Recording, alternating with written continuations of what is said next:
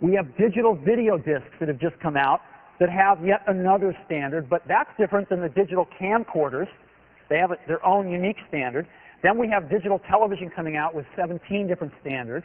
We have digital cameras, which have yet another standard. We have the internet with video on it. We have video conferencing with its own set of standards.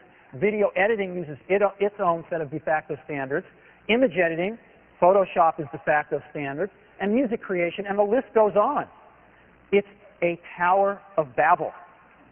Nothing talks to anything. And when you try to put video productions together from multiple sources that you might want to send to multiple destinations, it's a nightmare. And that's what QuickTime is. It is to digital media what PostScript was to apps and printers a decade ago. Now, some of you are a little young for that. Let me take you back. If you were an app developer, let's say 15 years ago, and you were developing, let's say, a word processor, it was near to impossible. Well, why is that? Because every app needed to have a driver in it for every printer and know how that printer worked. Every app had to know about every printer, and every printer had to be in every app. So if you wanted to come out with a new word processor, you'd have to have hundreds of printer drivers. WordPerfect was king of the hill at that time, and one of the reasons was because they had 400 people writing printer drivers.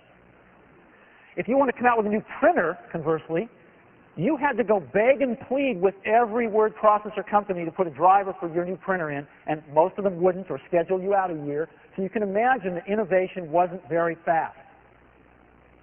PostScript solved that by putting a platform layer between the two, a firewall, where if printers understood PostScript and apps spoke PostScript, then every app would talk to every printer. And that's what's happened. QuickTime is exactly the same thing. It is, if you will, a unifying platform for multiple source and multiple destination digital content creation and playback. I know that's a mouthful, but it's really important. And it's so important that ISO, the International Standards Organization, recently adopted the QuickTime file format as the basis for the thing beyond MPEG-2, which is in the digital video disc, the next generation, which is MPEG-4. This is a really big deal. It was very hotly contested, and QuickTime won.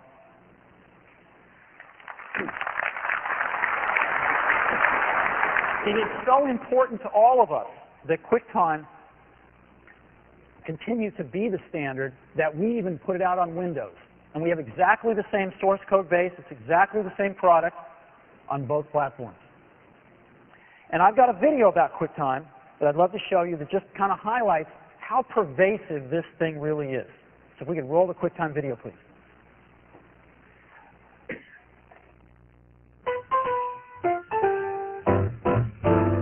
QuickTime is the industry standard for digital video and multimedia content creation.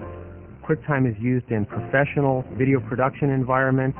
It's the dominant platform for CD-ROM, multimedia, DVD-ROM content creation and publishing. It's used on over 70,000 websites, and it's the #1 format for digital video on the internet. There's now a large community of people who have experience with it, customers, third-party software people, and hardware vendors. It's in use everywhere. People are making videos today. People don't recognize that much of what they see on television is a QuickTime file. Video is extremely important to anybody who wants to get a message out on the internet. Very quickly, people who do not take advantage of video will be outclassed by the folks who really understand video, particularly the folks who understand how to integrate video and text and audio and virtual reality into a seamless experience. On the basis of its broad industry acceptance and technical strength, the ISO committee has chosen QuickTime as the starting point for its next generation multimedia standard, MPEG-4. Video should be as easy to access as any other type of information. And what MPEG-4 and QuickTime allows you to do is the first big step towards that ultimate goal. QuickTime benefits people the same way PostScript benefited the typical print user more than 10 years ago. PostScript allowed a lot of printers to standardize around accepting one language for the description of a page, and these printers could be variety of resolutions, variety of capabilities.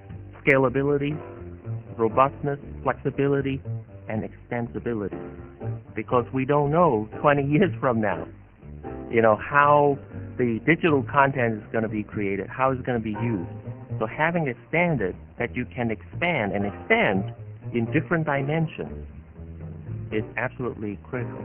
I can choose the most beautiful video engine as my hardware, and I can keep my favorite programs as my software. And if I want to change the video engine next year, I can change the video engine.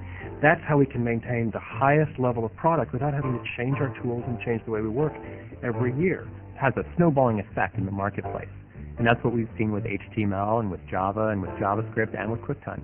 We're very excited about something that can be created once and viewed anywhere with an open interface. QuickTime is the glue that helps us mix and match the different applications. We create 4,400 spots a year. That includes the entire graphic look of the network. Almost every spot that we create in some way has a QuickTime graphic on it. Today, we believe there are over 10,000 CD-ROM titles that utilize QuickTime. If you are using a CD or a multimedia title that does run on multiple platforms, you're using QuickTime. And being able to store a video clip or a film or any kind of video or audio element in a format that can be leveraged across multiple media delivery types, like the broadcast stream or the internet or DVDs or whatever, is very compelling for us. We're interested in using content to teach. The fact that QuickTime is so readily available, it's installed across a variety of platforms, and probably reaches into tens of millions of people. That's important to us as a content producer. We use QuickTime because it has the ability to reach more people. Showtime creates 4 channels, runs them 24 hours a day, 365 days a year, and we could not make that product in a stable, timely fashion without QuickTime and without the way we use QuickTime. My designers love it. My designers are able to be designers first and computer people second. And it's demonstrated itself to be extremely flexible. And it's the best out there. It has to work across different kinds of computers. It has to provide value to the customer, to the software developer, or to the content author. If that standard does provide that value, then it becomes widespread and broad. And I think that's the stage that QuickTime has gotten to. It's a statement about an industry reaching a level of maturity that can support much, much broader innovation. It's a great example of cooperation. It's a great example of best of breed being brought together for the benefit of our industry, for the benefit of companies within our industry, and most importantly, for the benefit of our customers.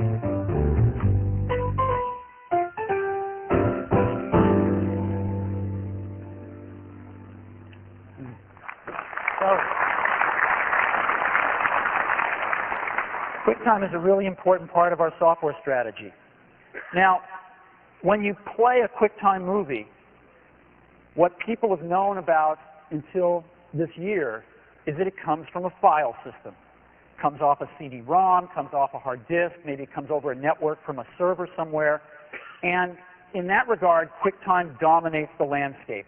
There's over 10,000 CD-ROMs that use QuickTime, and all the authoring tools use QuickTime as well. So QuickTime dominates the creation and playback of file system-driven multimedia. But what's new is we announced earlier this year that QuickTime 3 would do internet streaming. And so you could take that same file and put it on any HTTP internet server.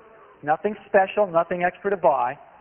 And when people double-clicked on that file over the internet, it would start downloading, and QuickTime would even start playing it before the whole file was downloaded. It would stream it over the internet from any HTTP server. But there's one last piece that we're going to be adding with the release of QuickTime this fall. HTTP-based internet streaming doesn't do live broadcasts. To do that, you need live streaming over the internet with the newly emerging protocol that everybody's agreed on called RTP, Real-Time Protocol over the internet. And we're going to have this in the version of QuickTime we ship this fall, And to show us what that is, I'd like to invite Peter Hottie, the Chief Architect of QuickTime, on the stage to give us a glimpse of that. Peter?